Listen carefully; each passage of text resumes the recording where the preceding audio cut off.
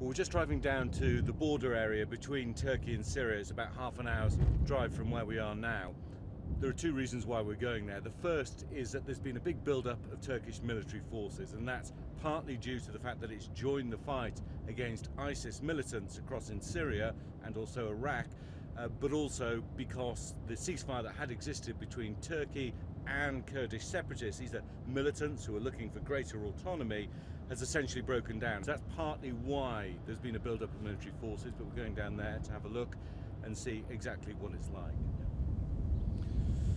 So we spent about the last half an hour, three-quarters of an hour driving around the border area, trying to glimpse over the border into Syria, and the part we're in now, on the other side, inside Syria, are the ISIS-controlled areas. And in the distance, we were able to make out a tiny pinpoint black flag on top of a mobile phone mast. We've been brought to this farmhouse in the middle of nowhere, basically because we've been told that we'll be able to get a much better view across the border. So why don't we walk up the hill and see what we can find. I just launched Google Maps, and when it first located us, it located us on the Syrian side of the border. This is Magir Al-Sharif, who's a local producer, Syrian producer who works with the BBC and has for a few years. Magir, what can we see from here? So we're up near the border area, right? Where are the IS, Islamic State areas? So we can see the water tank over there. This is an IS held village. Right. And there is another village over there, and you can see the minaret. Where the minaret tower is? Yes. Right, okay, for the mosque. And we are literally on the Turkish-Syrian border. You can see the fence over there. You can see the Turkish army or a soldier over there.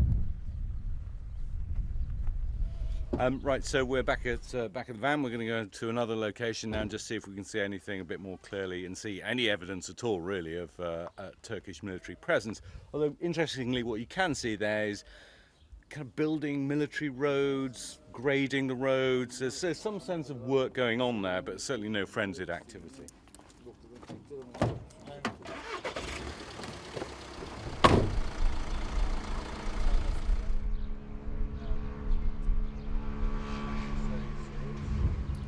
So we've come down to the Kilis border crossing. If we can move the camera down there, you can probably make out a couple of Turkish flags there on either side of the road. There is a long-standing refugee camp there. And this patch of grass over here, these small trees, there is a border fence which the camera won't be able to make out beyond that.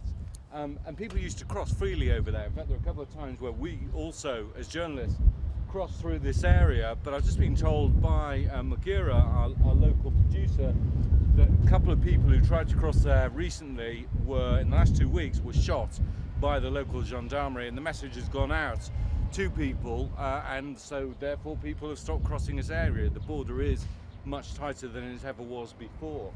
So only humanitarian aid, we're told, is now able to get across this border. Civilians certainly aren't able to cross unless they have a humanitarian need to get into Turkey.